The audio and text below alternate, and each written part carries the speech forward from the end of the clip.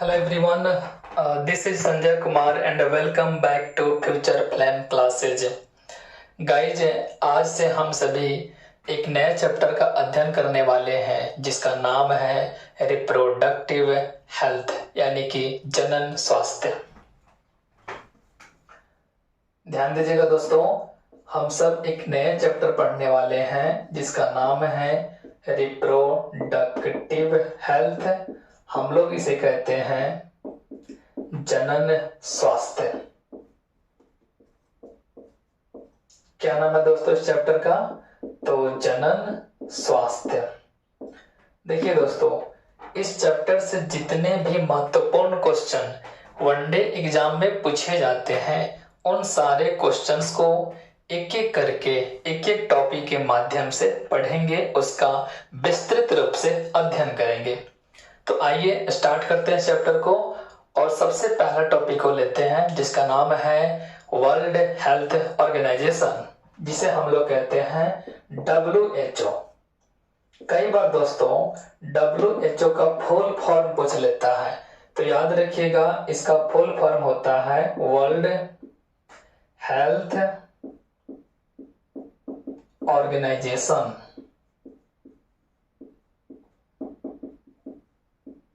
क्या होता है दोस्तों? World health organisation. हम लोग इसे हिंदी में कहते हैं विश्व स्वास्थ्य संगठन। क्या कहते हैं दोस्तों? विश्व स्वास्थ्य संगठन। और इस संगठन का स्थापना हुआ था 7 अप्रैल 1948 में। कब हुआ था दोस्तों? 7 अप्रैल 1948 में। और इस संगठन का जो मुख्यालय स्थित है वह स्थित है जिनेवा में।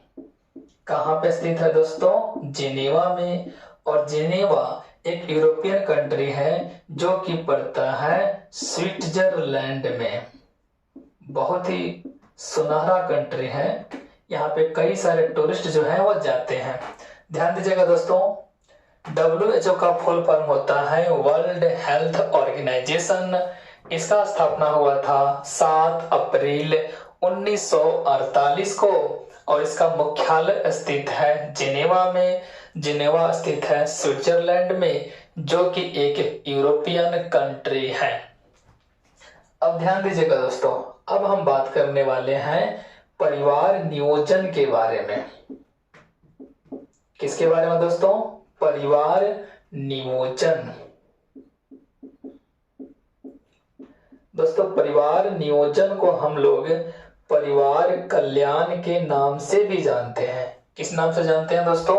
परिवार कल्याण। और परिवार नियोजन को इंग्लिश में कहेंगे फैमिली प्लानिंग। क्या कहेंगे दोस्तों? Family planning.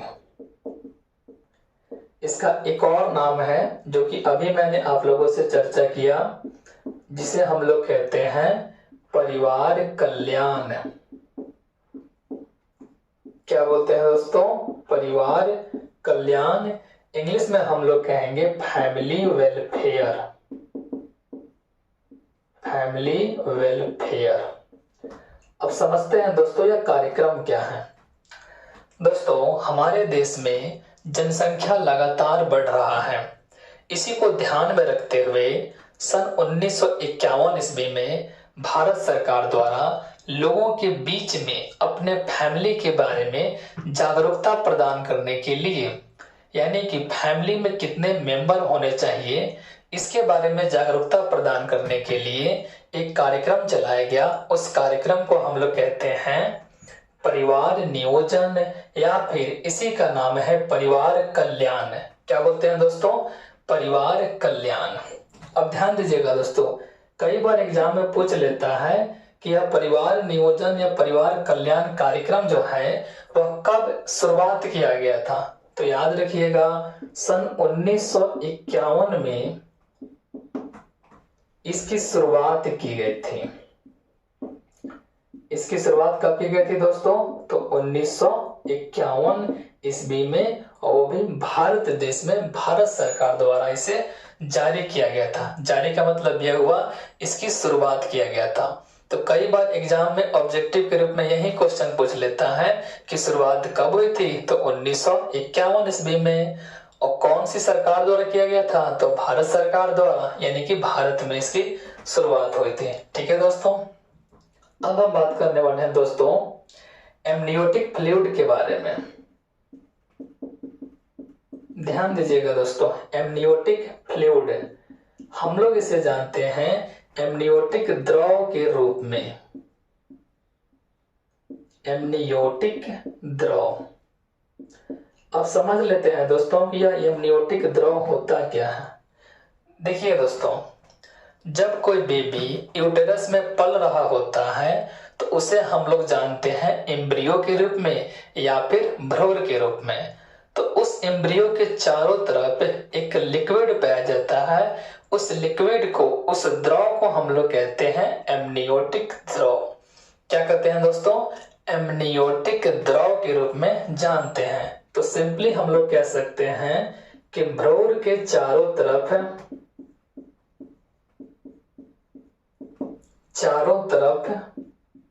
एक द्रव पाया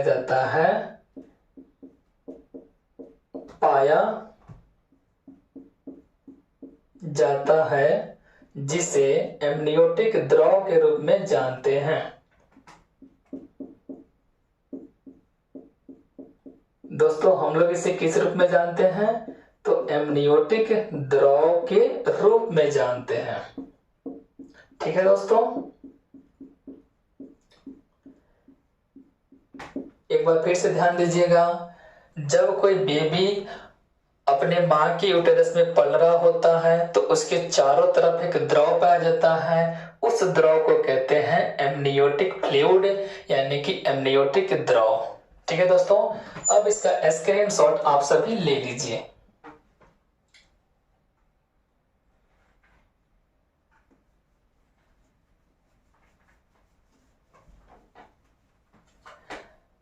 ध्यान दीजिएगा दोस्तों, यह जो एमनियोटिक फ्लूइड है, इस एमनियोटिक फ्लूइड में कई तरह के प्रोटीन पाए जाते हैं, साथ ही साथ कई तरह के कोशिका पाया जाता है। इस एमनियोटिक फ्लूइड में क्या पाया जाता है दोस्तों, तो कई तरह के प्रोटीन पाए जाते हैं और कई तरह के कोशिका पाया जाता है। और इन प्रोटीन से कोशिकाओं को बाहर निकालकर, या सिंपली कह सकते हैं इस एमनियोटिक फ्लूइड की कुछ मात्रा को बाहर निकाल के इसकी जांच की जाती है, और इस जांच को हम लोग कहते हैं उल्ववेधन तकनीक। इंग्लिश में कहेंगे हम इसे एमनियोसेंटेसिस। क्या कहते हैं दोस्तों, एमनियोसेंटेसिस। एक बार फिर से सुन लीजिए, एमनियो फ्लूइड या कहेंगे एमनियोटिक द्रव जो मां के यूटेरस में पाया जाता है भ्रूण के चारों तरफ, उसकी कुछ मात्रा निकाल के उस भ्रूण की जांच की जाती है। उस जांच को हम लोग कहते हैं एमनियोसेंटेसिस या फिर कहते हैं उल्ववेधन तकनीक। देखिए दोस्तों, उल्ववेधन तकनीक क्या कहेंगे दोस्तों, उल्ववेधन तकनीक। आइए समझते हैं तकनीक होता क्या है। हालांकि आपको हम बता दिए हैं, बस केवल लिख के दिखा दे रहे हैं।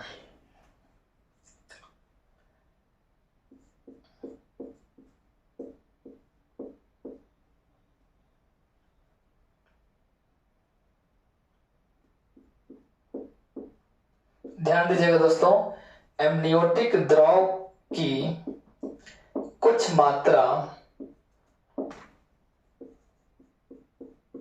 निकालकर भ्रूण की जांच की जाती है। जांच की जाती है, इस तकनीक को उल्ववेधन तकनीक कहते हैं। इस तकनीक को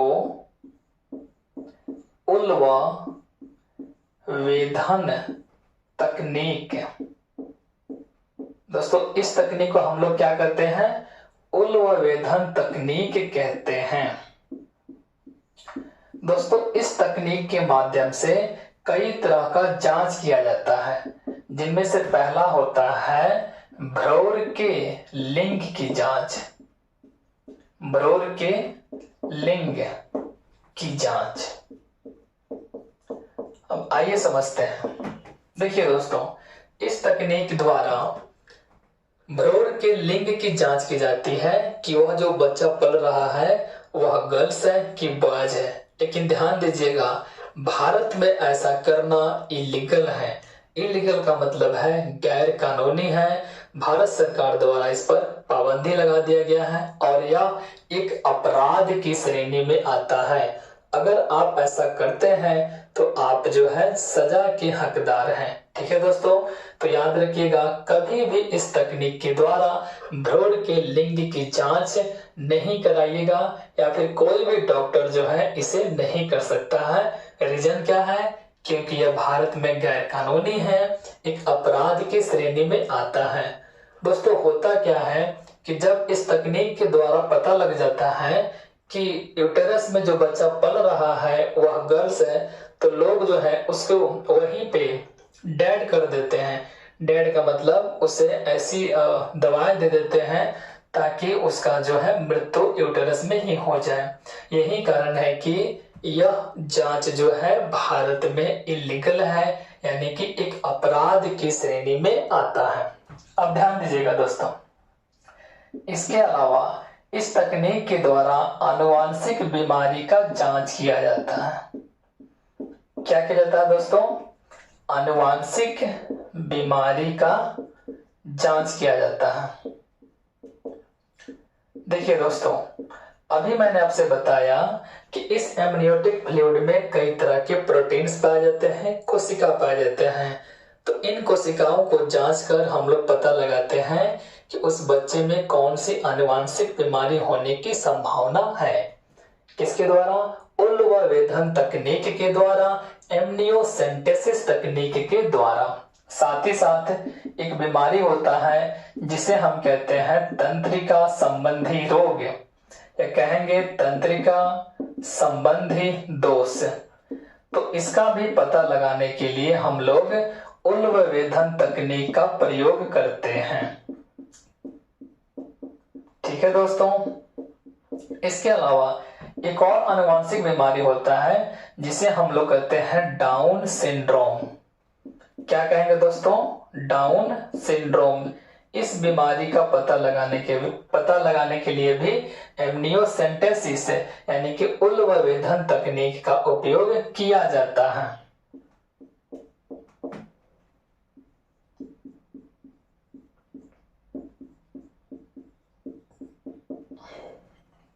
ध्यान दीजिएगा दोस्तों, भ्रूण के लिंग की जांच के लिए इसका प्रयोग करते हैं। हालांकि ये भारत में गैर कानूनी है, अपराध है। साथ ही साथ आनुवांशिक बीमारी का अगर जांच कराना हो तब भी हम लोग उपयोग करते हैं उल्ववेधन तकनीक का, यानी कि एमनियोसेंटेसिस का। इसके अलावा तंत्रिका संबंधी रोग की जांच के लिए भी हम इसका प्रयोग करते हैं। साथ ही साथ डाउन सिंड्रोम का पता लगाने के लिए भी हम इसका उपयोग करते हैं। अब समझते हैं डाउन सिंड्रोम क्या होता है। दोस्तों, मनुष्य के बॉडी में आमतौर पे 46 गुणसूत्र पाए जाते हैं, लेकिन इस डाउन सिंड्रोम जब किसी को हो जाता है तो उसमें मनुष्य के अंदर 46 की जगह 47 गुणसूत्र यानी कि 47 क्रोमोसोम की संख्या पाया जाता है। ठीक है दोस्तों, तो याद रखिएगा, डाउन सिंड्रोम जो होता है इसमें 46 की जगह 47 क्रोमोसोम पाए जाते हैं। 46 की जगह 47 गुणसूत्र पाए जाते हैं।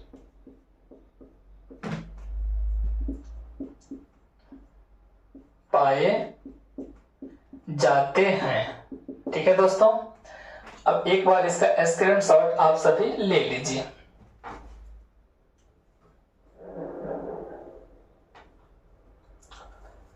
दोस्तों, अब हम बात करने वाले हैं यौन संचारित रोग के बारे में। किसके बारे में दोस्तों? तो यौन संचारित रोग। आइए समझते हैं पहले कि यौन संचारित रोग होता क्या है। यौन संचारित रोग, ध्यान दीजिएगा दोस्तों, हम लोग इंग्लिश में कहते हैं सेक्सुअली ट्रांसमिटेड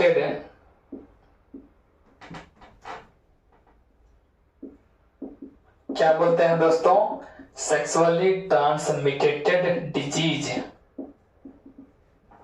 इसे हम शॉर्टकट में कहेंगे एसटीडी रोग। क्या कहते हैं दोस्तों? एसटीडी रोग, यानी कि सेक्सुअली ट्रांसमिटेड डिजीज, यौन संचारित रोग को इंग्लिश में कहते हैं। अब समझ लेते हैं क्या होता है। दोस्तों, अगर हम किसी के साथ असुरक्षित तरीके से यौन संबंध यानी कि संभोग की क्रिया करते हैं, सेक्स करते हैं, तब जाके हमें कौन सा रोग होता है? यौन संचारित रोग। और यह बीमारी जो है एक व्यक्ति से दूसरे व्यक्ति में फैलता है। खास तौर पे आज के समय में जो युवा है वह ओरल सेक्स पसंद करते हैं, जो कि एनस के माध्यम से, माउथ के माध्यम से होता है, या जो कि काफी कह सकते हैं गलत तरीके से किया जाता है, जो कि बीमारी का वजह बन जाता है। ठीक है दोस्तों, तो आइए समझ लेते हैं कौन कौन से यौन संचारित रोग होते हैं। पहले इसका डेफिनेशन लिखवा दे रहे हैं, फिर हम उसके बारे में बात करेंगे कौन कौन से रोग होते हैं। तो ध्यान दीजिएगा, हम कह सकते हैं दोस्तों असुरक्षित तरीके से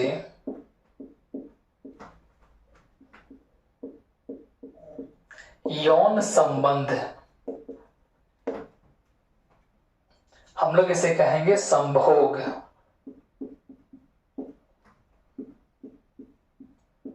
बनाने पर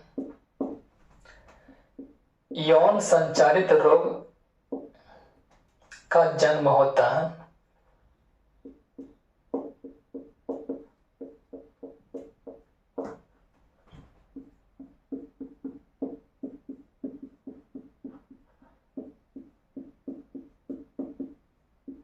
दोस्तों, यह रोग जो है एक व्यक्ति से दूसरे व्यक्ति में फैलता है।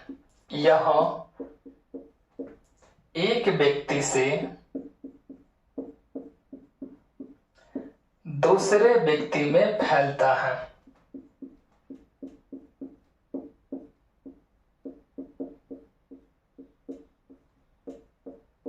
ठीक है दोस्तों, यह जो है एक व्यक्ति से दूसरे व्यक्ति में फैलता है। एक बार फिर से समझ लेते हैं। असुरक्षित तरीके से यौन संबंध बनाने पर कुछ रोग होते हैं, उन रोगों को हम लोग कहते हैं यौन संचारित रोग। असुरक्षित का मतलब यह हुआ कि गलत तरीके से अगर संभोग बनाएंगे तो कई तरह की बीमारियां उत्पन्न हो जाती हैं। उन बीमारियों को कहेंगे यौन संचारित रोग, और यह रोग जो है एक व्यक्ति से दूसरे व्यक्ति में फैलता है। तो अब आप इन सब का स्क्रीनशॉट ले लीजिए।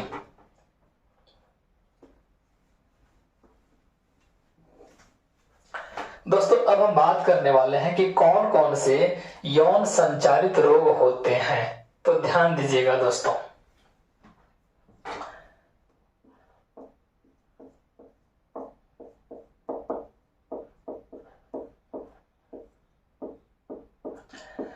हम लोग एक ट्रिक के माध्यम से इसे याद करेंगे। ध्यान दीजिएगा दोस्तों, ट्रिक का नाम है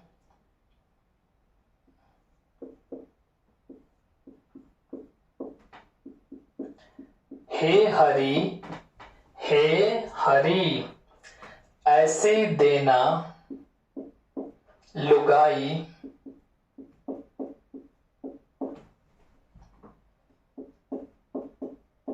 सब कलेश हो जाए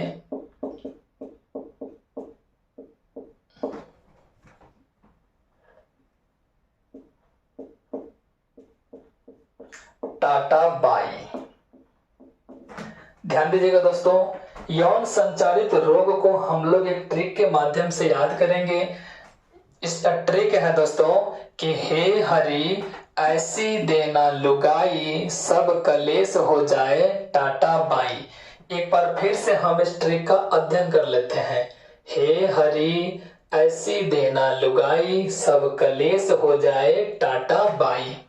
ध्यान दीजिएगा दोस्तों, हे का मतलब हुआ हेपेटाइटिस रोग, या हम इसे कहेंगे हेपेटाइटिस रोग। कौन सा रोग होता है दोस्तों हे से? तो हे से होता है हेपेटाइटिस रोग। क्या होता है दोस्तों? हेपेटाइटिस रोग। ठीक है। साथ ही साथ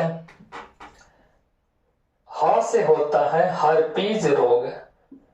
ह से क्या होता है दोस्तों? हर्पीज रोग। हेपेटाइटिस और हर्पीज दोनों जो है गलत तरीके से यौन संबंध बनाने पे होता है। साथ ही साथ ई से होता है एड्स रोग। एड्स को हम लोग कहते हैं HIV के नाम से भी जानते हैं। ठीक है दोस्तों, तो एड्स रोग भी होता है यौन संचारित रोग। साथ ही साथ ल से होता है हमारा ल्यूकोरिया रोग। कौन सा रोग दोस्तों? ल्यूकोरिया रोग। यह रोग भी होता है यौन संचारित रोग, एक व्यक्ति से दूसरे व्यक्ति में फैलता है यौन संपर्क के माध्यम से। इसके अलावा स से होता है सिफिलिस रोग। कौन सा रोग होता है दोस्तों? सिफिलिस रोग। यह भी यौन संचारित रोग है। आमतौर पे पुरुषों या स्त्रियों में यह बीमारी देखने को मिलता है। इसमें क्या होता है दोस्तों कि सिफिलिस रोग में पुरुष का जो एक्सटर्नल जेनिटेलिया का पार्ट है, पेनिस जो है, वहां पे छाले पड़ जाते हैं, उसमें सूजन आ जाता है और उसमें दर्द का अनुभव होता है, हल्का बुखार भी रहता है। और साथ ही साथ जब भी आप रिलेशन बनाते हैं तो पेनिस में बहुत ज्यादा दर्द होता है क्योंकि उसमें छाले पड़ जाते हैं और साथ ही साथ उसमें सूजन आ जाता है। यही इसका वजह होता है और आमतौर पे यह बीमारी जो है फैल जाता है। ठीक है दोस्तों, याद रखिएगा सिफिलिस जो है यह चुंबन के माध्यम से भी फैलता है। अब ध्यान दीजिएगा दोस्तों, क से होता है क्लेमाइडिया। क्या होता है दोस्तों? क्लेमाइडिया। इसके अलावा दोस्तों ट से होता है ट्राइकोमोनियासिस। क्या होता है दोस्तों? तो ट्राइकोमोनियासिस डिजीज।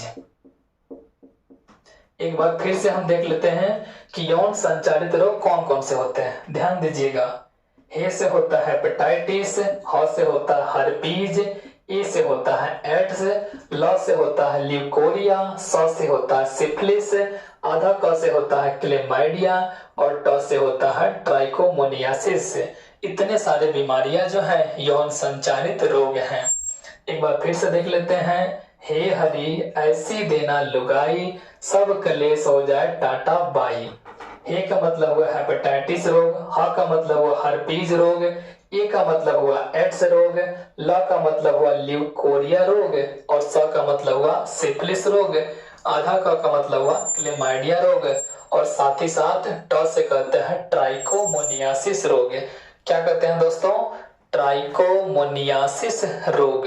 अब ध्यान दीजिएगा, जैसे कि मैंने आपसे बताया कि यह सिफिलिस रोग और साथ ही साथ एक और बीमारी है, ध्यान दीजिएगा, हम लोग उसे कहते हैं हर्पीज रोग।